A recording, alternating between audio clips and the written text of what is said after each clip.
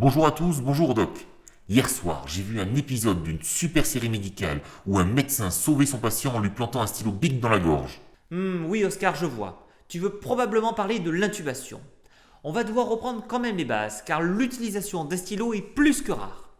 Donc, l'intubation est un geste à la fois important pour assister une personne en détresse sur le plan respiratoire et qui peut être aussi risqué. C'est d'autant plus d'actualité en ce moment vu le Covid et les nombreuses intubations qui doivent être réalisées dans ce contexte. Donc, un adulte normalement constitué est capable de respirer par la bouche et le nez. Il existe une communication, comme vous pouvez le voir, entre la zone de respiration possible au niveau de la bouche appelée oropharynx et du nez appelé rhinopharynx ou nasopharynx. En dessous se trouve l'œsophage et la trachée avec le poumon, zone qui va bien nous intéresser dans cette vidéo. La trachée se divise ensuite en bronches droite et gauche qui se divisent elles-mêmes jusqu'à devenir invisibles à l'œil nu. Après ce petit cours d'anatomie très intéressant, peux-tu nous expliquer l'intubation en proprement parler? Bien sûr, il existe 3 intubations possibles. En premier par le nez, mais c'est assez rare et surtout limité à des chirurgies. En deuxième, par la bouche, la plus courante et qui va principalement nous intéresser dans cette vidéo. Et la troisième qui est... Avec un stylo! Pas exactement, Oscar. La troisième est par voie trachéale. C'est celle que l'on voit le plus souvent dans les séries et les films car nettement plus impressionnante que les deux autres.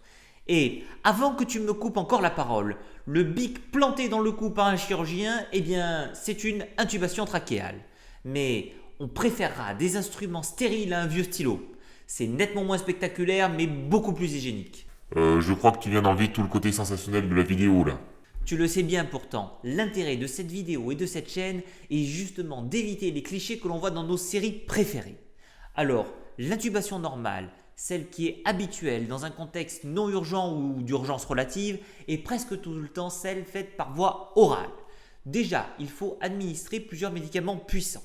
Un premier d'une famille pour endormir le patient, donc un sédatif ou un hypnotique, afin qu'il ne se souvienne pas de cette expérience déplaisante ou de la chirurgie qui est réalisée durant la ventilation. Le second qui sert à paralyser les muscles, un médicament de la famille des curares. Alors oui, complètement paralysé, mais pas rigide, au contraire plutôt flasque. Ce deuxième médicament va permettre de passer un endroit difficile dans l'intubation qui sont les cordes vocales. En effet, si elles sont fermées, il devient impossible de mettre un tube sans les abîmer. Ce médicament sert donc à pouvoir passer plus facilement et aussi éviter que le patient ne lutte contre la respiration artificielle. Un troisième médicament est aussi présent et sert à diminuer la douleur et la gêne de l'intubation avec un antidouleur ou antalgique le plus souvent dérivé de la morphine.